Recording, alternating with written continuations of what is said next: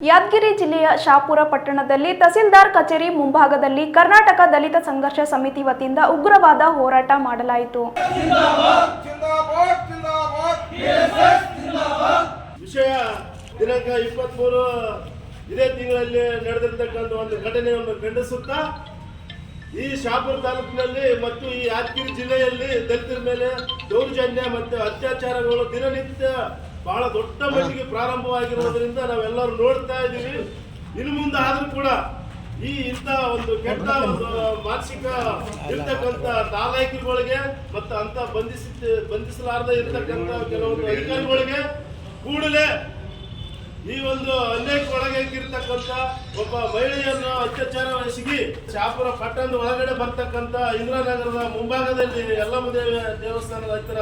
ಶವವನ್ನು ಆರೋಪಿಗಳನ್ನು ಕಣ್ಣು ಮರ್ಚಿ ಕುಳಿತಿರ್ತಕ್ಕಂಥ ಪೊಲೀಸರು ಕೂಡಲೇ ಇದನ್ನ ನಿರ್ದಿಷ್ಟವಾದಂತ ಒಂದು ಕಾನೂನು ವ್ಯವಸ್ಥೆಯನ್ನು ಕಾಪಾಡೋದ್ರ ಮುಖಾಂತರ ಎಲ್ಲ ಮಹಿಳೆಯರಿಗೆ ಮತ್ತೆ ಶಹಾಪುರಕ್ಕೆ ಬರ್ತಕ್ಕಂಥ ಎಲ್ಲ ಗ್ರಾಮೀಣದಿಂದ ಬರ್ತಕ್ಕಂಥ ಮಹಿಳೆಯರಿಗೆ ಒಂದು ಸಹಕಾರ ನೀಡಬೇಕಾಗಿ ನಮ್ಮ ಕರ್ನಾಟಕ ದಲಿತ ಸಂಘರ್ಷ ಸಮಿತಿ ಇವತ್ತು ಹೋರಾಟವನ್ನು ಹಮ್ಮಿಕೊಂಡಿದ್ದೇವೆ.